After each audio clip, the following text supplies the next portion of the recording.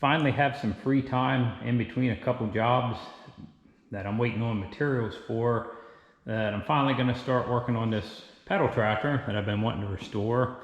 This was given to me by my father-in-law. It's a, I'm going to say mid-60s D63 Ertl pedal tractor.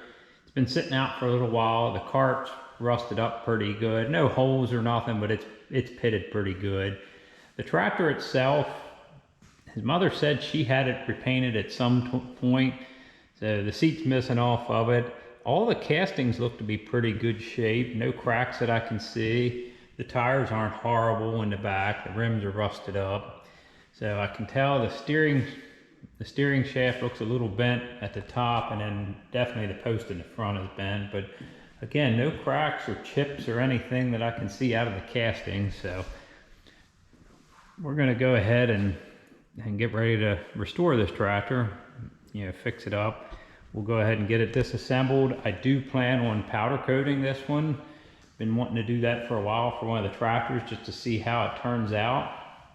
So now that I finally have an oven and everything set up to do the powder coating and can fit larger pieces like this in, we're going to give it a shot. I'm going to actually powder coat this thing entirely. The trailer, I haven't decided what I'm going to do with on that yet, if I'm going to powder coat it or not.